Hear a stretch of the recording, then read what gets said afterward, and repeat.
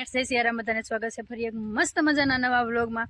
અને આજ આપણે જઈએ છીએ વાડીમાં ડુંગળી સોંપવાનું મુહૂર્ત કરવાનું છે। અને મેં જો શ્રીફળે લઈ લીધું છે અને દવાઈ લઈ આવીશું ગામમાંથી બધું।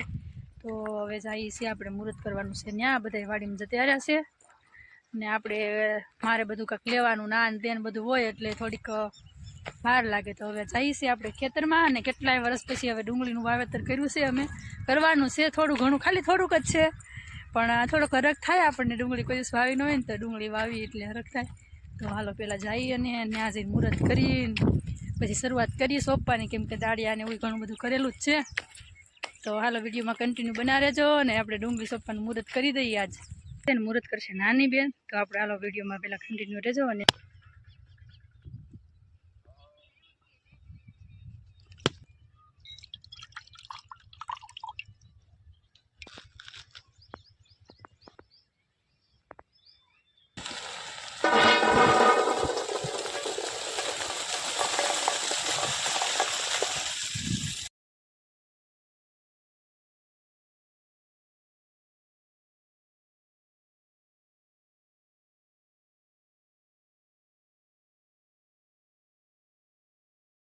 તો નાની બેને કર્યું છે ને સોંપવાનો વારો તો આપણે આવી ગયો છે, એટલે શોભા બેન આરે જોડિયામાં સહી, પણ હવે ખબર નહીં પાછળ રહી કે આગળ જઈ, કેમ લાગે? આગળ જ રહેવાનું, પાછળ નહીં। મેં કરતા પછી બધી મારે તો ઠેઠ અહીં સુધી સોંપવા આવવું પડશે।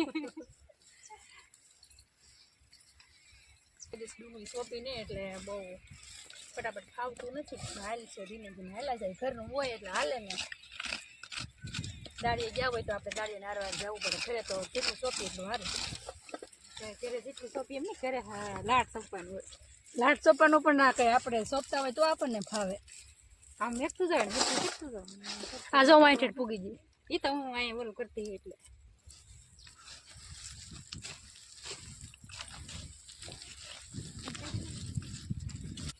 જવા બેન। હા તો તમારે તું રહી તો મને સારું પડશે। આ છે ને ખોટે ખોટી પાંકા મારે કે મને છે ને ડુંગળી સોંપવાનો બહુ શોખ છે, મને ડુંગળી સોંપી બહુ મજા આવે। હું તને ઠેઠ અહીંયા સુધી સોંપવા આવું। હવે છે ને બેન થી પુગાણું નહીં ને એ કે આપણે બદલી દઈ, મને ઊંધું પડે એમ પુગાણું એમ નહીં, મને ઊંધો હાથ પડતો હોય તો મજા નહીં એમ નતો બેન ને પાયરમાં સોંપવું પડતું હોય ને, પાયરમાં એવું કઈ નહીં, બીજા કેરા મેં તો તારા આપણે પાય હોય ને મજા આવે છે, મજા આવે।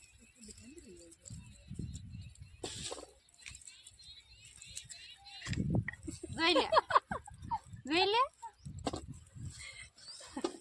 મને એમ થાય કે હું એટલી બધી ડુંગળી સોંપતો, મને તો આવડતું ને, તો હું કેમ એને સોંપાવા ઠેઠ બધી પૂરી દઉં,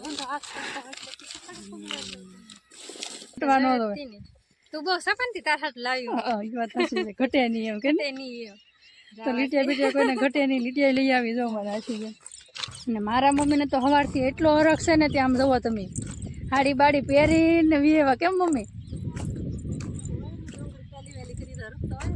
એમ નહીં, રોજ તો કટકો પહેરીને આટા મારતા હોય ને, આજ તો સવારથી હાડી પહેરેલી છે, કેવું સારું મુહૂર્ત કરવાનું હોય ને, ડુંગળી સોંપવાની હોય ડુંગળી સારી થાય। કેટલા વર્ષ થાય, 15 વર્ષ પછી આ ડુંગળી પહેલી વહેલી કરીએ તો પછી પાકે પછી સારી થાય, ભાવ આવ્યો હોય તો કા મમ્મી તો એ હટતા ખાતર નાખવું સારું લાગતા મોટી મોટી થઈ જાય ને હટ પાકી જાય ને એમ। કયું ખાતર હે મમ્મી? હે કયું ખાતર હે? ડીએપી। આમાં તો પેલા તો કેટલું નાખવાનું, ડીએપી ને ઓલું ખાવાનું, દવાઈ હું લાવીને દવા તો એ બાસાલી સાટવાની છે, પછી સુપર ખાતર ને આ ડીએપી ખાતર કેટલું છું, પછી પાણી નાખશું ને પાછી દવા છાંટશું, ડુંગળી તો થાય તી ડુંગળી થાય ને, એ વાત તમારી સાચી। રોદે તું ઉગે તારે ડુંગળી મસ્ત નીકળશે, બધાને મસ્તી ડુંગળી થાય છે, મસ્તી આખી વાડીમાં બધે ડુંગળી ડુંગળી આ બધે વાવેલ છે કામ, બધાએ વાવી ડુંગળી। અત્યારે લાભ દે ને કઈક આવે તો સારું, નસીબમાં હોય આવે, આવે ન હોય તો જાય કોની મમ્મી, ડુંગળીમાં તો એવું થાય। અને અમારા ભાભી આવી ગયા હે, લેતા આવ્યા પેલા સોંપી દેવું કોને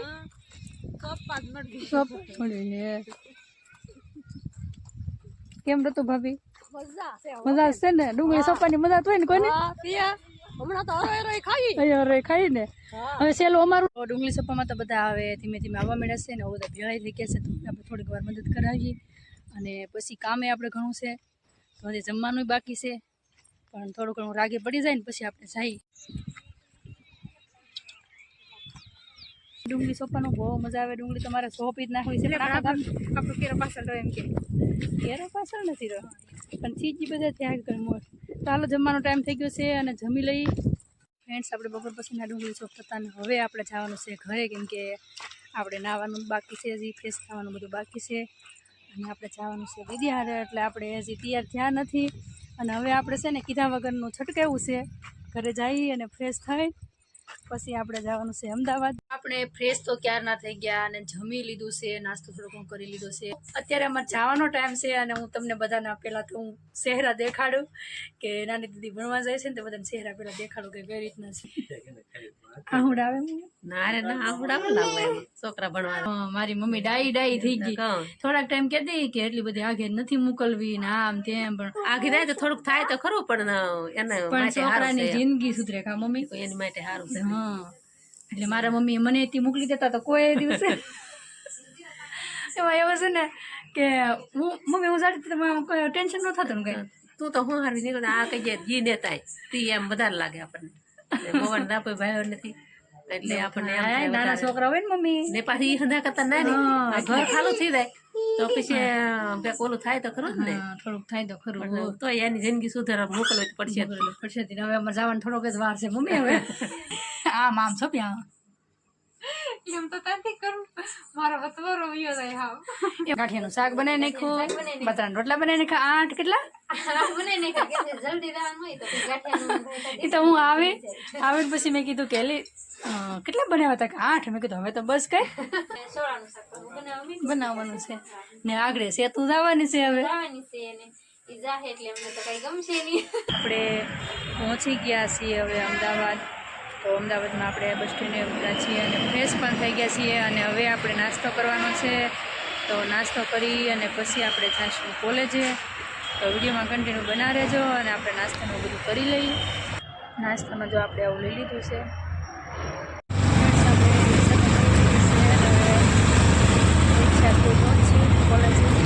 હાલો આપણે જો અમદાવાદથી ઘરે આવી ગયા છીએ અને એના કામ એટલું બધું હતું ને એને હોસ્ટેલ મૂકવાનું અને એની કોલેજે જવાનું બધી પ્રોસેસ બાકી હતી. પ્રોસેસ બધી કરી નાખી એને હોસ્ટેલમાં મૂકી દીધી છે અને હવે પછી ત્યાંથી હું નીકળી ગઈ ઘરે આવી અને એ વ્લોગને આપણે પૂરો કરશું. તો આશા રાખું છું આજનો વ્લોગ તમને ગમ્યો હશે અને ગમ્યો હોય તો લાઇક શેર અને સબસ્ક્રાઈબ કરવાનું ભૂલતા નહીં.